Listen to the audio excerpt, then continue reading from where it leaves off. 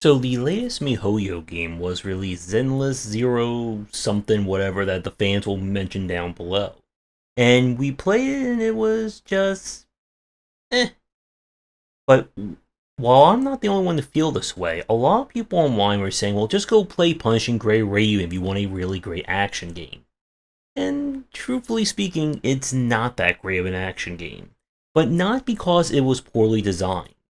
And for today's critical thought, we're going to talk about the importance of your peripheral and how no matter what your design is, your budget, or the scale and expertise of your team, it all depends on just how the heck someone's going to control your game in the first place.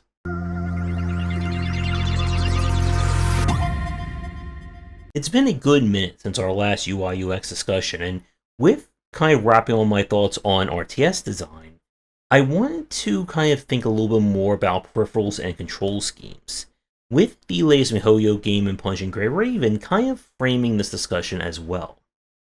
When you are building your game, whether it is a match 3, RPG, strategy, shooter, fighter, action, whatever you want it to be, at the end of the day, it has to fit on the platform that you're trying to build it on, whether that is console, PC, mobile, or somewhere else.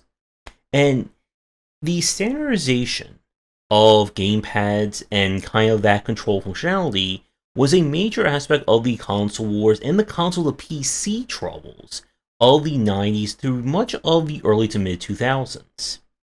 Now, one of the things that we've seen, especially the last 5 to 7 years, have been developers trying to release games for both mobile and PC, and will oftentimes start on one and then port it to the other. But the problem with this kind of design is that you're dealing with basically incompatible elements. So when you look at something like a gamepad here, as you can see, we have 4 face buttons, 2 shoulder buttons, 2 triggers, 2 analog sticks, 2 kind of special buttons here, and our D-pad and analog stick.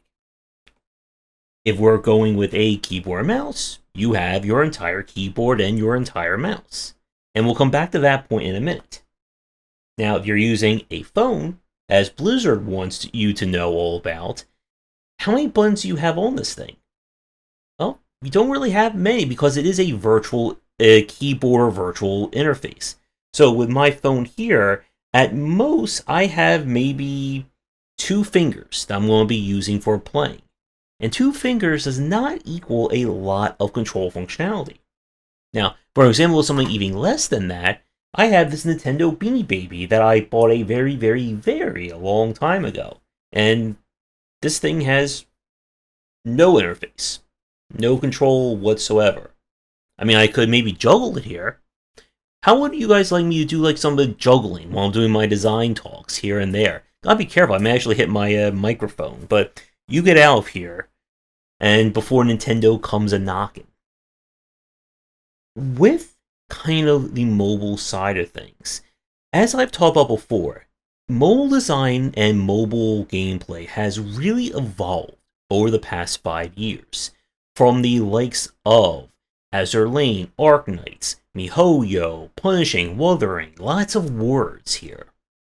But the problem that these games always face is that at the end of the day, they are still built for a mobile UI.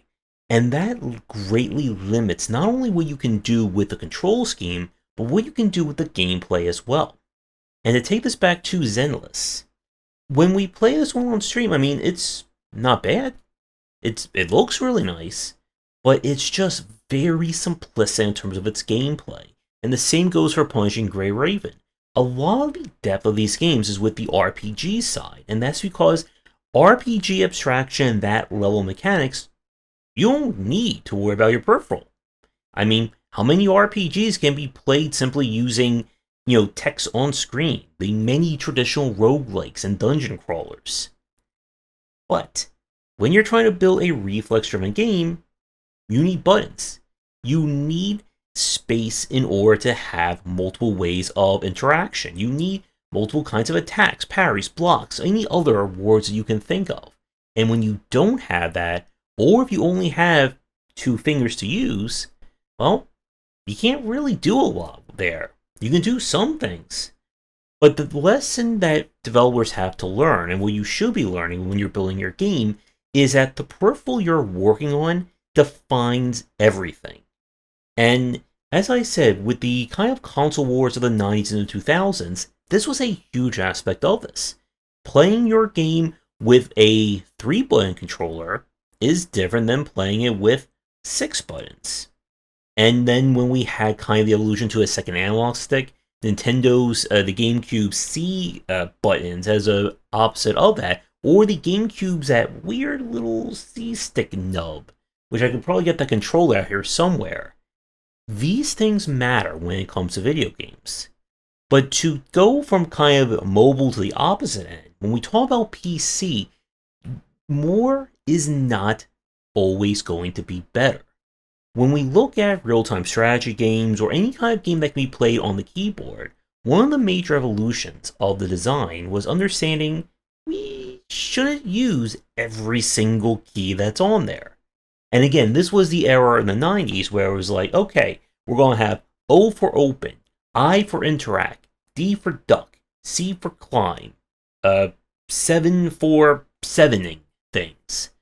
And while it led to some very emergent or very wide UIs, it made these games very damn confusing to play. XCOM the original is a good example of this.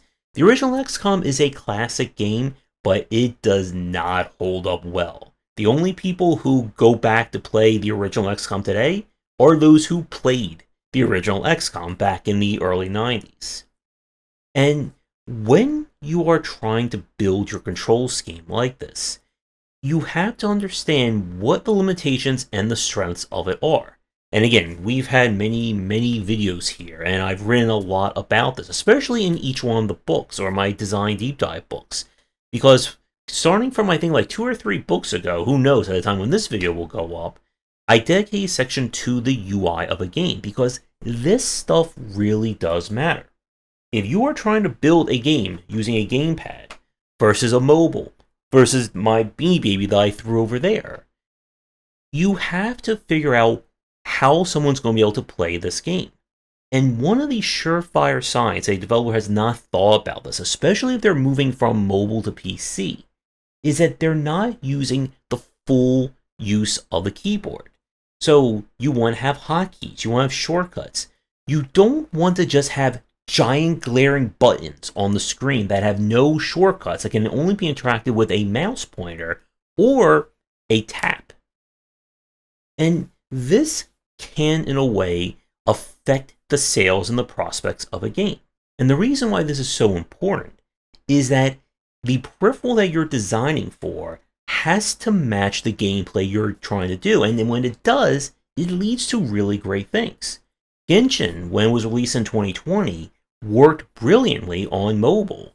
And it also worked well on console and PC, because they built this game with this understanding. But you see, that does come with this trap. Whatever is your primary platform for your game, that's going to dictate what you can and can't do. You can't release a game on, let's say, PC, console, and mobile, but then only the PC has the best controls, or it feels the best way. And sometimes, at the end of the day, there's nothing you can do about this. If we're talking about games with very esoteric designs or very unique designs, you may need those extra keys on your keyboard. You may need 2 analog sticks of a gamepad. And there is always going to be some kind of conflict when you're moving from very different platforms. But whatever your design is, there has to be a primary way to play it, and it has to feel good on that. And as a great lesson in this, so I've been trying out this game, Snowbreak Containment, which is basically mobile anime The Division, where instead of you battling bioterrorists, corrupt military generals, and heavily armed homeless people, you're battling giant anime women. And I'll let everyone here decide which one of those is the better enemy to fight. But the game was released on mobile last year, and it did not do well at launch. Because on your mobile, on a touchscreen like something like this, how do you get the fidelity of a first-person or third-person shooter? You don't. Now, there are shooters on mobile, there's quite a few of them, but there's always considerations and limitations that have to be in play for using this versus a keyboard and mouse. So the game was ported to PC. I'm going to see if I can look this up really fast. Looks like December of last year it actually came to PC. And it has done noticeably better on Steam because keyboard and mouse is a really damn great UI peripheral for third and first person shooting. And while it has helped, also the fact that developers have done a lot of enhancing of their female characters, and let's leave it at that, it still doesn't get past one simple problem. The game was originally conceived for mobile, which means mission design, level design, and the gameplay are all tethered to that model. And honestly, I think like the gameplay itself works, but it could have been so much better if they just started on PC rather than trying to go to mobile with a gameplay experience that doesn't quite fit on it. And it is very hard for developers to understand this, because again, the more keys, the more functionality you have, you want a comfortable to use UI. So when we look at something like the Mario plus Rabbids game or Persona Tactica or other kind of console-based RTS and turn-based strategy games, they work really well because developers built their UIs and their GUIs from the ground up to work on those platforms. Now, does that mean that Mario plus Rabbids couldn't work on PC? No, it could definitely work on PC. I would love it to be on PC. But it was originally designed to fit onto Nintendo Switch, and this is where we get some very interesting aspects of design. So I want to throw this question to all of you watching. Can you think of amazing examples of UI UX work, taking a genre that cannot fit, should not fit, how the heck does it fit, onto a specific platform, and a developer making it work, or making the gameplay kind of bend to that specific peripheral and that specific platform? Because if these are things that are hallmarks of great design and great game dev as well. A classic example, of course, is the famous fog of Silent Hill 2, which, again, it was famously put in as a way to prevent the system from having trouble rendering everything on screen at once and just showing everything that's directly in front of the player. And by that happenstance, they created one of the most atmospheric and moody effects of a survival horror game, that the game was worse for people without that consideration. And this is what you want to be doing when you're building a game, whether it's for mobile, PC, handheld, or whatever. And it's why it is so difficult when you make those movements, and why certain genres work better on certain platforms, or more specifically, certain peripherals.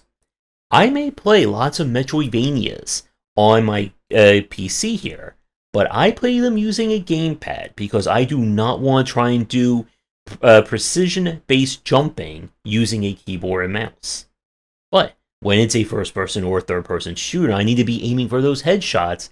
I cannot use a gamepad at all. It just does not work for me that way. So to wrap things up for our video today, when you're building your game, no matter how lofty or limited your idea is going to be, you need to come up with what is going to be your control scheme and what is your primary way of playing this game. Because again, just as I can play a first-person shooter with a keyboard, you can play with a gamepad. And just as I can play a platform with a gamepad, you can play that with a keyboard. I saw people playing a Super Meat Boy using a keyboard, which completely breaks my mind in terms of how that worked. But this is something that you have to consider and you have to build your game around. It may sound hokey, but there's a really good reason why a lot of games will say at the start, this should be played with a keyboard. This should be played best with a gamepad. This should be best played with a guitar or drum kit or the Rock Band set. Because whatever is your primary way of playing the game, that's where the best experience comes from, and it's what you need to build your game around. And if you can't get your game to work on a gamepad or a keyboard or whatever you consider to be the primary model, you either need to change your gameplay or you need to change your platform. Because at the end of the day, you want your game to be best played at least one way. And this is also why, for games that get ported from PC to console and vice versa, you need a really good company or someone who's really great at porting to make this work. Because again, not only does it have to work with the gamepad or with whatever your peripheral, you also make sure that the options are working, volume sliders are still set, and you want to have things in place so that people can experience your game as many different ways as possible. Yes, the gamepad may be superior, or the keyboard and mouse may be superior, but you shouldn't limit your game if you don't have to. Because the more ways someone can play, the better it's going to be for everyone. And this also kind of will segues a little bit into accessibility. Having your game be playable on specialty controllers or specialty peripherals, making sure that it can work. And you don't want to put things in your game that kind of are limited or exclusive to a specific peripheral. So as a good example of this, the infamous rotate an analog stick rapidly that was a mainstay of the original Mario Party that caused me to rip the skin off my hand because I did that. That may kind of work on a gamepad. It should not be on your PC. You don't want people spinning their mouse or rapidly clicking to a point that they break their left or right mouse button. And again, while some of this stuff can seem interesting or a great little weird thing for your game, at the end of the day, your game should be able to be experienced by as many different people as possible, with as many different peripherals as possible. And when you're trying to make this all work, don't be afraid to look at ways of kind of twisting or altering mechanics to suit your peripheral. Because, again, at the end of the day, it doesn't matter how amazing that 4X grand strategy game is, how superb that first-person shooter is, or anything else. If people can't play it, and if they can't play it comfortably, they're not going to stick around. Because issues with UI UX are some of the easiest ways to lose lots of people. I've said this before. If I'm playing your game, and I'm just moving around like this, I hit jump or any other button, and it feels horrible to control, it feels lousy or unresponsive, that game is dead. And no amount of story, no amount of money thrown at it, no amount of gotchas, banners, loot boxes, surprise mechanics, or any other buzzwords that you can imagine are going to keep people wanting to play it. That's going to do it for today's video. Thank you so much for watching. Be sure to do the YouTubing stuff people will tell you to do. If you're interested in more of my thoughts on design, check out my books wherever they are sold. Visit our Discord and Patreon, and come back for daily discussions on game design here, and on game wisdom, where you some of the art and science of games.